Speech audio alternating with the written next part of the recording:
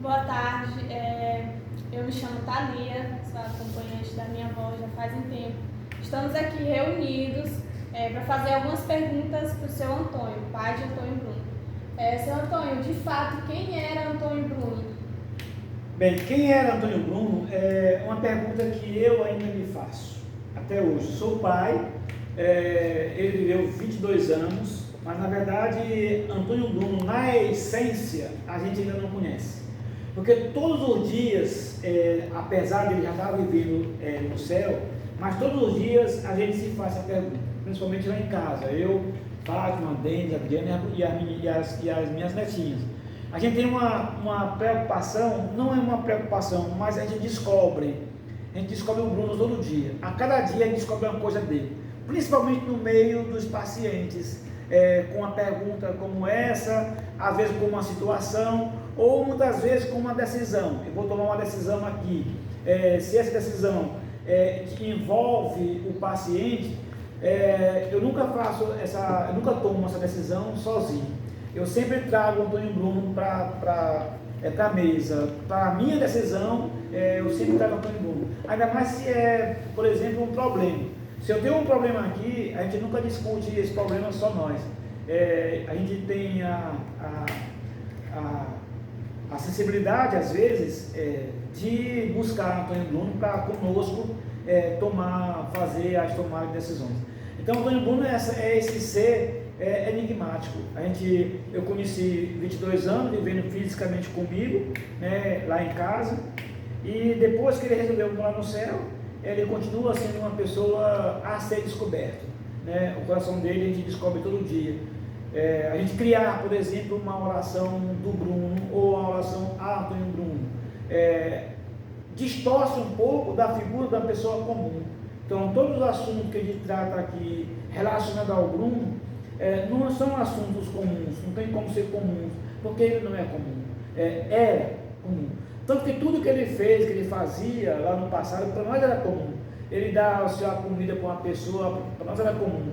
Ele levar a cesta básica para uma pessoa, para nós era comum. Ele chorar ao assistir o filme Jesus de Nazaré, para nós era comum. Tudo que ele fez quando ele estava vivo, para nós era comum. Mas deixa de ser comum depois que ele vai para o céu, porque a gente volta à cena e não vê mais aquele ator comum, a gente vê aquela pessoa diferente. Em todas os movimentos, os assuntos, os momentos que nós tivemos juntos com ele no passado, eram momentos comuns. Mas se eu volto à cena, eu não vejo mais ele como comum, porque primeira coisa que eu não faria o que ele fez. E a segunda coisa, eu procuro saber quem faria o que ele faz. Na minha cabeça eu não acho quem faria o que o Bruno fez. Então ele deve ser comum. Então, quem é Antônio Bruno? Nós estamos descobrindo, aos poucos, a gente descobre um pouquinho Antônio Bruno. É como se fosse um tesouro que está debaixo de um manto, e a gente está levantando esse manto aos poucos, a cada dia, um pouquinho, cada hora um pouquinho. E o mais impressionante, Thalia, é que a gente, ao descobrir Antônio Bruno, ao tirar o manto, a gente descobre coisas incríveis, a gente descobre uma pessoa incrível, a gente vai abrindo a cortina do espetáculo, e aquela pessoa que antes era apenas um palhacinho a fazer as crianças com câncer, a gente não vê mais como um palhaço simples, tem uma áurea. Quando eu vejo Antônio Bruno hoje, eu vejo ele com uma áurea muito forte, muito forte. Então ele deixa de ser comum. Então nós estamos na luta, estamos trabalhando para descobrir de fato quem é Antônio Bruno. Mas hoje, se eu fosse conceituar, é uma pessoa, quem é Antônio para mim? Antônio Bruno para mim hoje é uma pessoa indescritível, e é uma pessoa amável, é muito fácil ser amado, e é uma pessoa que me faz muita falta, muita falta. E de repente a gente se encontra com ele, nunca adoeceu, e de repente se encontra com ele diagnosticado com câncer. Para nós, isso aí foi uma parte complicada da nossa vida com o Bruno comum. Ele hoje especial não tem nenhuma complicação, mas ele comum, ele Antônio Bruno filho, de repente estar o câncer lá em casa, não foi fácil. Mas é isso que eu tenho. Isso Seu Antônio, como foi para você saber do resultado do diagnóstico dele? Qual foi o impacto para você? Essa história, ela tem início 2 dias, 3 dias antes do diagnóstico, que nós vamos fazer a primeira consulta com ele. De repente, nós ouvimos do médico, do primeiro médico, tudo que nós queríamos ouvir, nós ouvimos, que era uma pneumonia. O médico falou, olha, é uma pneumonia, passou lá uns antibióticos, era tudo que nós queríamos ouvir, era isso. Jamais imaginava uma coisa que não fosse isso, era isso, simples. Mas depois, nós ouvimos aquilo que nós não queríamos ouvir. O médico passou uma tomografia, e depois da tomografia veio na tomografia tinha lá uma tal de massa. Massa no mediastino. Massa significa o tumor. E lá embaixo tinha uma frasezinha que de fato essa nós não queríamos ouvir, que era neoplasia maligna. E naquele dia, apesar da Fábio não ser veterinária, apesar da gente não ser tão leigo assim, mas ler o diagnóstico de um filho como o Bruno, lá embaixo, a gente não estava em letras garrafais, estava sublinhada, mas era como se tivesse desse tamanho a letra, neoplasia maligna no mediastino. Essa frase que estava escrita, que a gente fomos obrigados a ler aquilo que a gente não queria ler, antes eu ouvi o que eu quis ouvir, que eu queria ouvir, e ali eu estava ouvindo aquilo que eu jamais queria ouvir, uma neoplasia maligna. E para nós esse diagnóstico foi digo para você o seguinte, foi um terror para nós, tanto que eu recebi esse diagnóstico 7 da manhã, 9 da manhã mais ou menos, e eu só fui conseguir chegar em casa 10 da noite, ou 8, 9 da noite, assim. Eu passei o dia todo na rua, eu e a minha esposa, fomos onde o Denis, aí entrou um caso bem interessante. Eu fui na casa de um médico, amigo nosso, e o médico disse para nós, se preparem, porque vocês estão entrando numa luta desigual, muito forte, se preparem, não é fácil. E nós choramos tudo que nós tínhamos que chorar. Aí eu fui onde o Denis, cheguei onde o Denis, ele foi lá me perguntando o exame, aí eu falei para o Denis, cara, o Denis está com câncer. Quando eu falei isso para o Denis, ele ficou assim, saiu correndo, ficou desesperado, e eu me arrependi de ter dito para ele e tinha que dizer. Tanto que nós tivemos que chamar o padre Biné para conversar com ele. Ele ficou muito desnorteado, ficou muito agoniado, e nós ficamos lá um tempo. Aí só depois disso eu tive que ir para casa. Chegando em casa, eu encontrei o Bruno como um anjo. Ele tinha feito jejum o dia todo, ele não sabia que eu tinha ido buscar o diagnóstico, o exame, e quando nós chegamos lá, passamos pelo quarto dele, estava cantando, e para ele não incomodar, eu e a Fátima saímos para o nosso quarto. Quando nós saímos do nosso quarto, a Adriana chega correndo, pai, o Bruno está morrendo de chorar. Aí nós voltamos para o quarto, já correndo também, nós três, eu, a Fátima e a Adriana. Chegamos lá, eu abri a porta do quarto, ele estava sentado na rede, chorando compulsivamente. E naquele momento nós nos abraçamos, e eu dizendo para ele, calma, vai dar tudo certo, está tudo certo. Ele chorava, e eu, calma, meu filho, está tudo certo. Aí teve um momento, isso foi mais ou menos 3 minutos no máximo, foi rápido. Aí eu disse, calma, pai, não estou sentindo nada, não estou sentindo nada, eu só estava cantando para Deus, me emocionei e chorei. Então o diagnóstico do Bruno tem essa foto do Bruno cantando para Deus, se emocionar e chorar. Então essa é a foto que nós temos. No dia que nós começamos botando o pé no Vale de Lágrimas, naquele dia o Bruno cantou para Deus, se emocionou e chorou. Mas para mim a Fátima foi um terror, mas para ele não, para ele tudo muito normal, mesmo porque ele escreveu algumas coisas que, se eu for ligar o que ele escreveu naquele dia e no dia que nós fomos para São Paulo, tem tudo a ver. Me diz que naquele dia ele teve uma longa conversa com Deus. Ninguém me mostra o contrário, eu não vejo o contrário, só vejo que naquele dia ele teve uma conversa com Deus, tanto que ele administrou toda a situação. Não foi eu e a Fábio, foi Antônio Bruno que administrou tudo. Seu Antônio, como foi a reação do Bruno em receber o diagnóstico do CA? O Bruno, quando ele não sabia, nós não sabíamos, ninguém sabia de nada, e nunca nós imaginávamos que ia ser isso. Quando nós, de manhã, no dia que nós chegamos lá, essa noite, eu não mostrei para ele nada, nem falei nada para ele, nadinha. De manhã ele chegou, a mãe dele estava na cozinha, ele foi e perguntou pelo exame. Mãe, cadê? Ele me perguntou lá fora, lá na sala, pai, cadê o exame? E eu falei, eu deixei, rapaz, acho que eu deixei na casa do Jorge, mas eu não tinha deixado, estava conosco. Aí ele foi lá na cozinha, chegou na cozinha, mãe, cadê o exame? Ele, muito esperto, muito santo mesmo. E aí, a minha pergunta, ele foi para a mãe dele, de uma sala para outra, parece que tinha dormido pensando naquilo, ou era cheio do Espírito Santo, das duas uma. O certo é que ele foi onde a Fátima perguntou, mãe, cadê o exame? A Fátima disse que tinha deixado na casa da Larissa, que era a namorada dele. Pô, aí lascou. Eu falei para ele que tinha deixado na casa do médico, o Jorge, e a mãe dele disse que tinha que ir na Larissa. Aí ele disse, pai, vem cá. Eu cheguei lá e perguntou, quem está mentindo de vocês dois?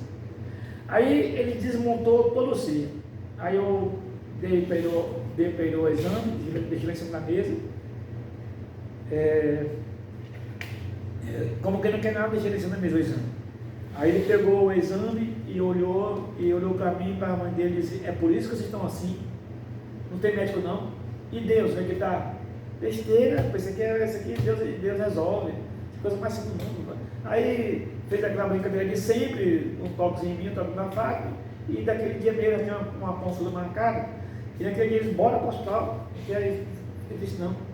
Daquele dia em diante, a reação dele foi essa e padronizada, sempre. Ele nunca pensou diferente e ele nunca reagiu diferente.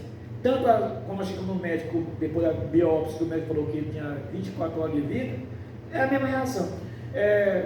Todas as reações dele relacionadas à enfermidade foram reações santas e assim, muito mesmo assim, adulto, assim, muito assim, serena.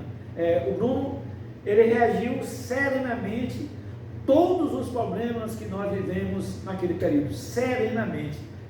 Por isso que eu disse para a Thalia que de fato nós estamos descobrindo quem era o Bruno, porque é anormal aquela situação de receber o diagnóstico, ir para os médicos, ouvir dos médicos o que ele ouviu e as reações dele a cada momento ali nos dá uma foto de uma pessoa genuinamente diferente de nós, principalmente de mim. Uma pessoa voltada para o amor de Deus, e para ele tudo estava na mão de Deus. Tanto que quando o médico falou para ele, olha, você tem pouco tempo, o tumor é muito agressivo e tal, e ele disse que a vida dele não estava nas mãos do médico, e sim nas mãos de Deus. Então essa foi a atitude dele, do começo ao fim, todo o tempo, padronizado. Ele nunca, o Bruno teve um período de queda na fé, nunca.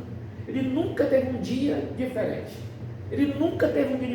Todos os dias, dos 9 meses da enfermidade, todos os dias foi padronizado, foram normais e assim, levando a nós a crermos de que ele estava realmente com Deus. Deus está no controle. Seu Antônio, a gente gostaria de saber o que mudou na vida de vocês depois do diagnóstico. Tu sabe o que é tsunami?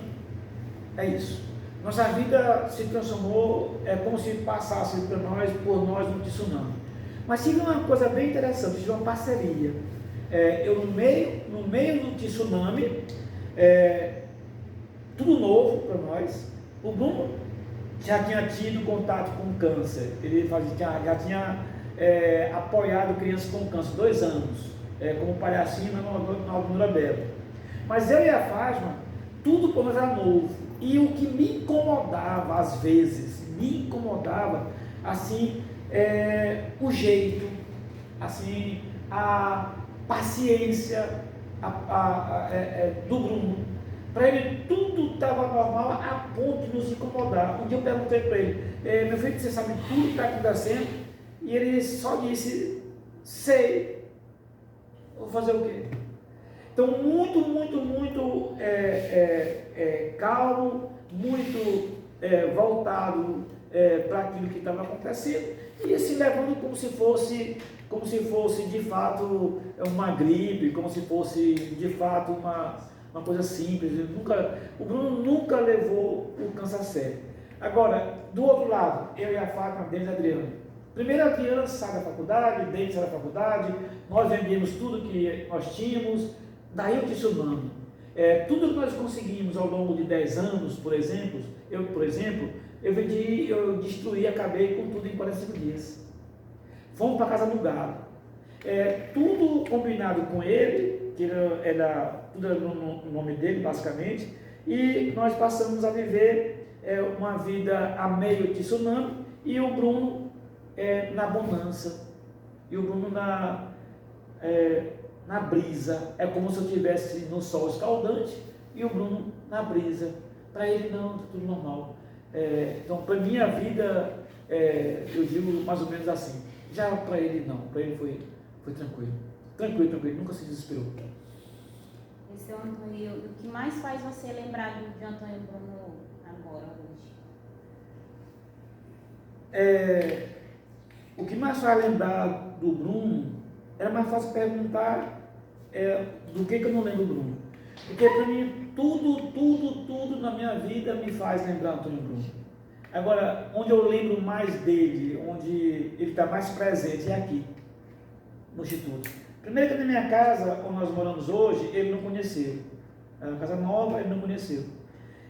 Apesar de lá ter banner do Bruno, ter foto do Bruno, ter todo canto tem foto do Bruno em casa, mas eu lembro muito dele, mas é aqui.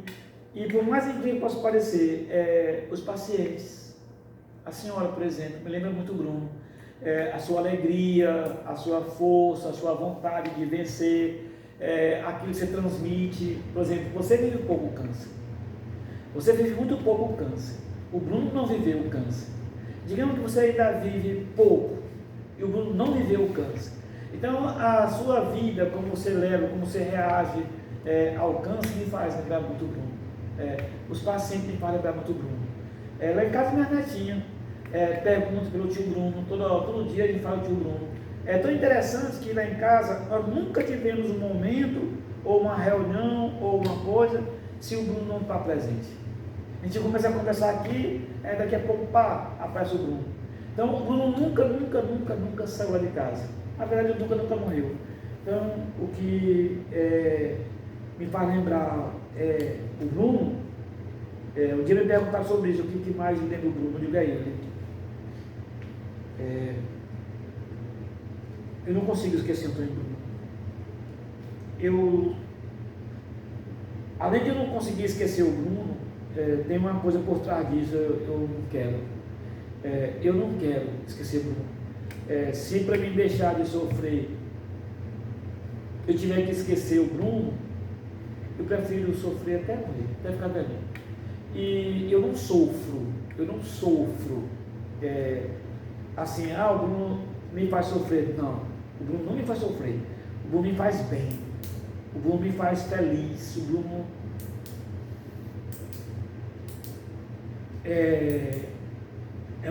como se um bálsamo na minha vida. O Bruno é um bálsamo na minha vida, a calmaria da minha vida. Claro, tudo abaixo de Deus, Deus em primeiro lugar. Mas o Bruno é é uma calmaria. Às vezes, quando a gente está agoniado por alguma coisa, já falei para vocês semana passada que quando eu durmo no meu quarto, tem a rede, minha escrivaninha, e eu boto sempre o Bruno sentadinho na minha rede, onde eu dormi, eu visualizo ele na minha rede. Ele com perna aberta, com a rede entre as pernas, deitado, assim que eu visualizo ele toda noite da minha vida há 14 anos. Eu nunca fui dormir sem antes ter esse contato com o Bruno, de uma forma simples, singela e santa.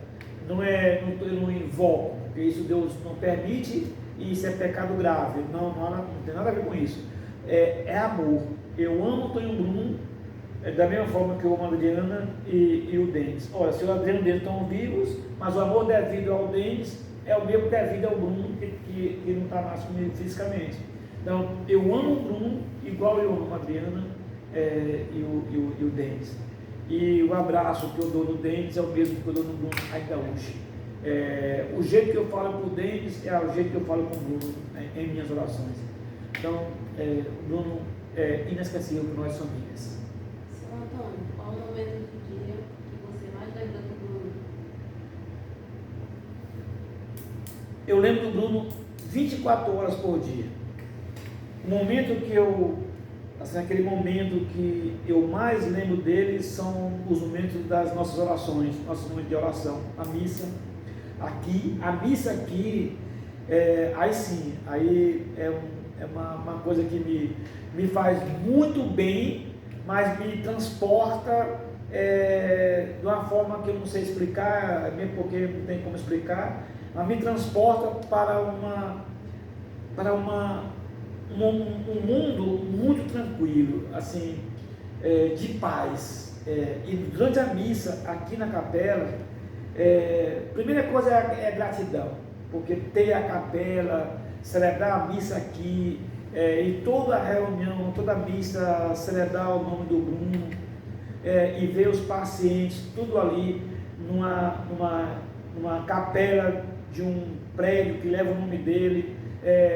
Eu não sei se dá para entender, mas é impossível não ver o Bruno, não contemplar, não ligar os fatos. É impossível não ligar os fatos, é impossível. Ver 10, 15, 20 pacientes numa capela do Instituto Bruno, celebrando a missa para os pacientes, pelos pacientes e pelo Bruno. Não tem como desligar o Bruno dali, é impossível tirar o Bruno dali. Então, nas celebrações e nas nossas reuniões, são os momentos do dia que eu mais lembro do Bruno, mas eu não esqueço. Não existe um momento na minha vida, que eu não lembro do Bruno. E aqui eu queria lembrar de um fato.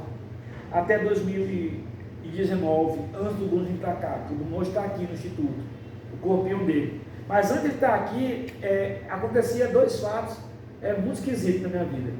O primeiro fato é que todas as vezes que eu acordava de madrugada, qualquer hora da noite, eu queria vir para cá.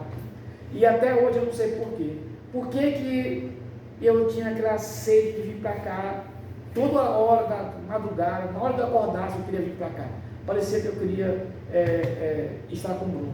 E a segunda coisa muito interessante e inexplicável é porque eu ia no cemitério todo dia e para mim era muito complicado eu assimilar ou eu ingerir, consumir a certeza humana que o Bruno tinha morrido. Para mim isso aí foi a coisa mais difícil do mundo. Muito difícil eu assimilar isso, tanto que eu não tenho ele como morto. Então depois que nós trouxemos o corpo do Bruno para cá, todo esse peso, essa preocupação de cemitério, essa visão de cemitério, como se um passo de mágica, acabou. Eu não tenho mais isso. Quando eu quero ver o Bruno, ou quando as horas que eu ia para o cemitério, eu vou para cá, para a capela. E todo esse sacrifício, aí era um sofrimento. Aí era um sofrimento para mim. Para mim foi o maior sofrimento da minha vida, o maior sofrimento da minha vida.